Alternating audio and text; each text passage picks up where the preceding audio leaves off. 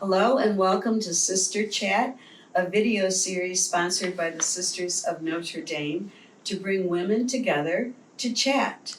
The C stands for connect, the H is for honor, and the A is for advocate for, and finally the T is for teaching each other. Okay, so I am Sister Joyce Bates. I minister at the SND Hospitality House for Volunteers in Laredo, Texas. I'm thrilled to be joined by two wonderful people here to discuss the topic that's very close to my heart. It's hospitality of heart and home. With me today is Abbie Spillis, who's from St. Joe's Catholic Church in Maumee, Ohio, and Candace Buckley, who is from Cherry Street Mission. So welcome. Thank you. Okay, so I'm going to start by asking each of you to tell me a little bit about yourself. How about Abbie, if you start? Okay. So I'm Abbie Spillis. I am the director of home at St. Joe's in Maumee, just a couple miles away from here. And the home stands for Hospitality, Outreach, Marketing, and Engagement. And I am honored to welcome people home to St. Joe's. In Toledo, we have so many different sister parishes. In the diocese, it's 119 churches, which is beautiful. But people make the decision to call St. Joe's their home parish, and we're very lucky when they do. So I born and raised here in actually Waterville. We are in White House, sister. And I actually grew up Methodist, which is crazy. I'm a convert, recent to the faith, and one of the deacons at St. Joe's married my husband and I, and then baptized all three of our children, and ran into him at Kroger, and he said, you know, you should do something for yourself.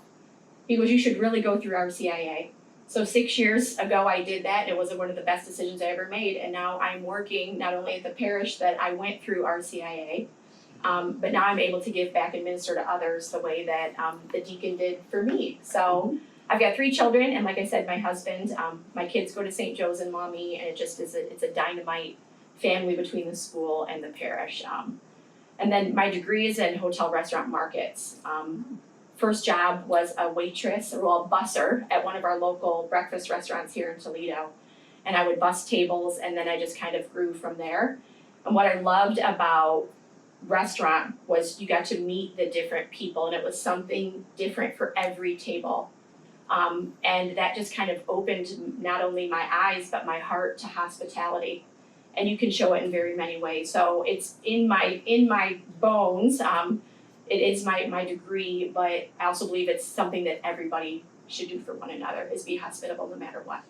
And you can apply those skills You can. to what you're doing at the parish. I can. I mean, and I even tell people, you know, even though I'm classically trained, I have a college degree in it. It doesn't matter. I mean, we all have hospitality at heart to be able to give and do for others, our neighbors, our sisters, our family. So yeah, it's one of the many gifts that I think God has given me that I can really share with others is hospitality. Thank you. You're welcome. Okay, and what about you, Candace? So my name is Candace Buckley. I am the Vice President of Programs and Services at Cherry Street Mission Ministries. I joined the team about 10 months ago. A little bit more about me. My background is a long history of working in the nonprofit sector with people that are vulnerable. So I've worked with folks that have developmental disabilities and lots of hospitality there, and then now working with people on their journey to exit poverty. I have 2 beautiful kiddos, and they're doing amazing right now in life. Recently married and just enjoying life right now. I was super excited about our time together today. You know, I was thinking about my journey, and my education my degree is in Christian counseling.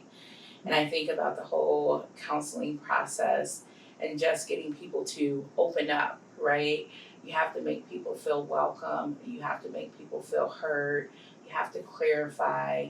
And sometimes you're going into a room and you're reaching out to the person that is least likely to engage in that moment. So you have to be creative. And so hospitality, from a very little girl serving in the ministry all the way till now, I've experienced missionary, and I don't think there's too many things I haven't done in the church. I've been the youth pastor before, and I feel like all of those experiences of hospitality has put me in a posture to be able to now be in a point in life where I can teach others and give back to my community, not just at work, but also give back to my community and train up some of our young and aspiring leaders to show the love of God through hospitality. Yes, that's very important. So thank you. Okay, so as I mentioned earlier, today we're exploring this concept of hospitality of the heart as well as the home, and how welcoming others in living as well as in space, like our place in Laredo, that's a space to welcome people. It creates a sense of community and belonging, okay? So Abbie, in your work at St. Joseph's Parish in Maumee, Ohio, and as well as your personal life, okay, how have you seen the importance of hospitality in building stronger relationships and community? So that's a great question. As we receive this, just kind of, discerning what answer, if there even is a right answer. I think a big thing is, when I grew up, everybody opened their home to you. That was just the cloth that I was raised with, that, if somebody needed a ride to school, come on with us. Or if somebody, their parents are out of town, they could stay with us.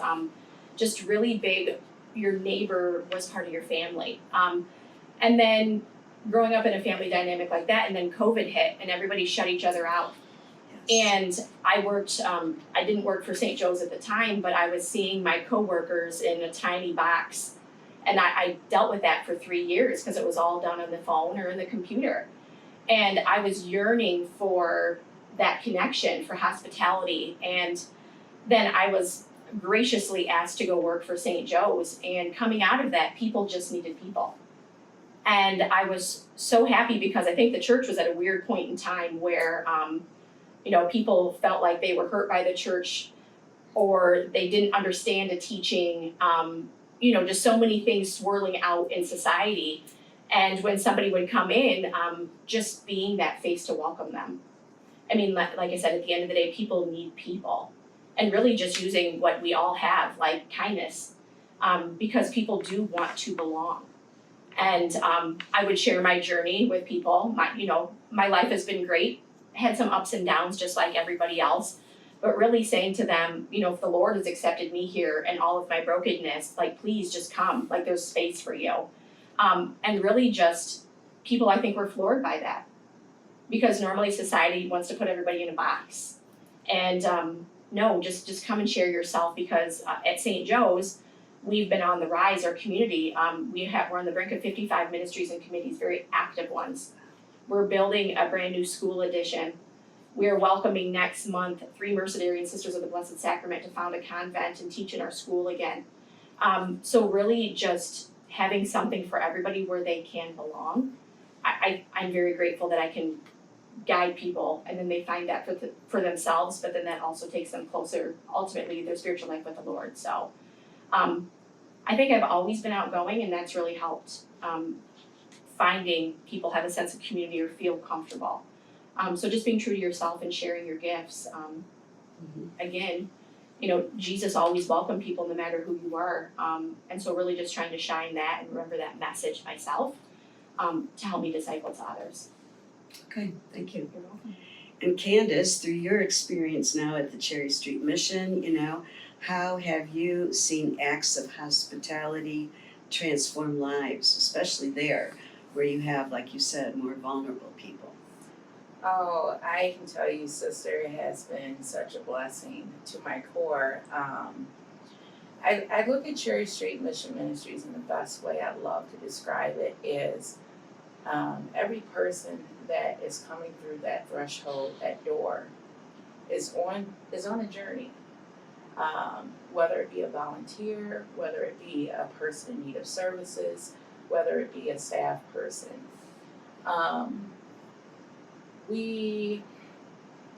How we infuse hospitality into everything that we do, it all starts with love, right? Love is the one thing that we can all agree upon, that we can give freely. It doesn't cost us a thing to push out.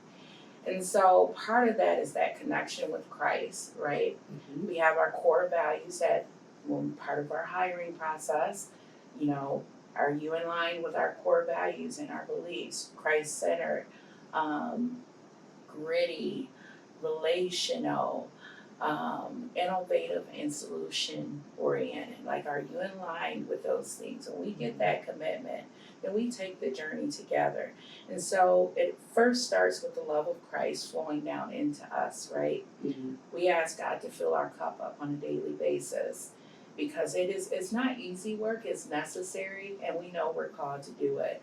So when we get filled up, we are able to then push out love. And love, the Bible says love covers all, right? Mhm. So that's where we get in a place where we don't have to ever choose to like or dislike or make someone fit into a box or a scenario, or give labels out. We believe we are all children of God. We have different titles and different assignments within Cherry Street Mission Ministries, but it's that love.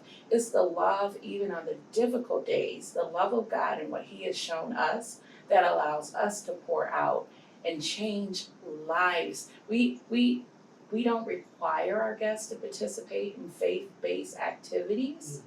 So it's so critical that we have the correct posture in hospitality to be able to be an example of love and kindness and joy that God has first shown us.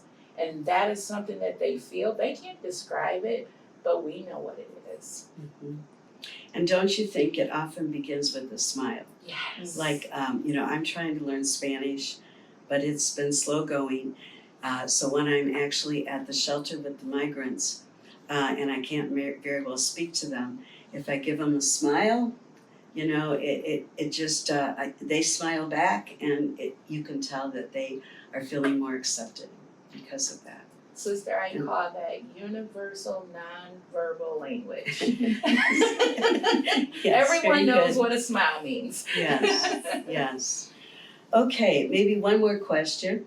Okay, so we need to look at the practicality, you might say, of ways that we can live out hospitality in our everyday lives. So, can you think of some practical ways that, in a very simple, everyday living kind of way, we might be able to extend hospitality to others? I think you made a very good point when I sort of leaned into our posture, like how we're showing up as believers. Sometimes it is very simple. Like, start with a smile, right? A smile is something that signifies a sense of welcoming. I am welcoming you into this place without putting words to my actions. And then even deeper, praying over oneself before you show up. Oh, that's a good idea. And making sure that if there's anything that would be impacting the way that you show up in that moment, or the way that you would respond beyond that smile, that God fix your posture to be able to be welcoming to that person and not allow any bias to creep in. Mhm. Yeah, and I think it's people are always like, "What are you on? You're so happy, you're so excited." And I was like, again, if I stepped in dog poop before I came to work, it's not somebody else's problem. Right. I in previous jobs, I used to be a local beer and wine distributor, and I would have a lot of independent accounts. And so if I had a bad day or if somebody told me no, I'd sit in the car and I'd just take a deep breath, say, "God, please help me." If I had to holler, I'd holler, but I would go inside with a smile. Yes. It is nobody else's fault if you had a bad day. So I just always tell people, just check it at the door. And it just is one thing, even to hold a door for somebody, to say good morning. We had something called the 15-5 rule. And if you are 15 feet away from somebody, you should smile. When you come within 5 feet, you say hello. So that was just something that I learned in college, and it's a beautiful example of, again, a smile. We can do it. I think you even lose calories by smiling. I think frowning, you add calories. But it's the 15-5 rule again. You should smile, because that really helps people know that they're going to feel comfortable. And again, maybe letting somebody go across a crosswalk if you're in a hurry, but there's always small ways that you can show hospitality or kindness that are every day. Like, call somebody, don't text. Just say, I'm just calling to say how you are. I mean, that, and especially in this world where everything is at the tip of our fingers, write them a thinking about you card. I mean, again, some of the basics that were instilled with me growing up, I think were instilled a lot of people, but we just kind of got to push the dust off of them and really apply them to today, and I think that would go a long way. Thank you. Yes. Yeah, we know what works. Right. We just have to commit to do it. Right. Right. Be more aware of, making sure we're stepping up to doing it, huh? Yeah. Yes. Okay. Well, I think our time is about up, so I'd like to thank both of you, Abbie and Candace, for joining me here today and sharing all of your insights about hospitality of heart and home. Thank you. Okay, and I'd like to thank all of you who are watching this presentation and invite you to think of ways that you can reach out to others in a way of hospitality. And so may God bless each of us as we continue on our ways. Thank you, Thank Sarah. you so Thank much, you, Candace. sister. Thank you.